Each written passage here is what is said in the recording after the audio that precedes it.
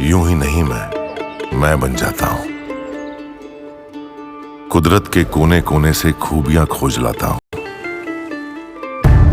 गुणवत्ता की गहराइयों का गोताखोर हूं मैं। यूं ही नहीं मैं रजनीगंधा बन जाता हूं। मंत्री एस जयशंकर को पाकिस्तान भेजा।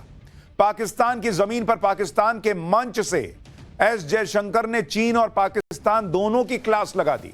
जयशंकर ने आतंकवाद और सीमा विवाद के मुद्दे पर दुनिया के सामने चीन और पाकिस्तान को जबरदस्त तरीके से खरी खोटी सुनाई।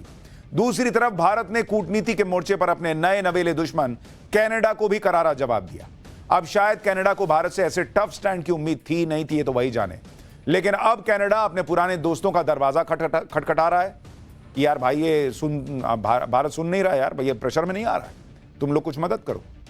भारत की शिकायत कर रहा है कनाडा। अपने पुराने रिश्तों का लिहाज करते हुए कुछ देश कनाडा के सुर में सुर भी मिला रहे हैं। लेकिन इस इंटरनेशनल गुटबाजी के आगे भी नरेंद्र मोदी बिल्कुल झुकने को तैयार नहीं। उल्टे उन्होंने कनाडा को रियलिटी चेक करा दिया कि यह नया भारत है, झुकेगा नहीं। चुनौतियां हैं आतंकवाद, अलगाववाद और उग्रवाद, जिनसे निपटने के लिए एससीओ पूरी तरह से प्रतिबद्ध है। हमें तीनों बुराइयों के खिलाफ सख्त और बिना समझौते के खड़ा होना चाहिए। अगर सीमाओं के पार आतंकवाद, कट्टरवाद और अलगाववाद जैसी गतिविधियां होती हैं तो ये व्यापार, ऊर्जा के आदान प्रदान, कनेक्टिविटी और लोगों के बीच संपर्क को बढ़ावा नहीं दे सकती। पाकिस्तान को कड़ा संदेश देते हुए विदेश मंत्री एस जयशंकर ने कहा कि अगर विश्वास की कमी है, सहयोग पर्याप्त नहीं है या दोस्ती कमजोर है और अच्छे पड़ोसी जैसे संबंध कहीं गायब हो गए तो हमें साफ तौर पर आत्मनिरीक्षण करने और इन समस्याओं के समाधान खोजने की जरूरत है। जयशंकर ने कहा कि देशों के बीच सहयोग आपसी सम्मान और संप्रभु समानता पर आधारित हो। इसमें संप्रभुता और आपसी सम्मान जरूरी है।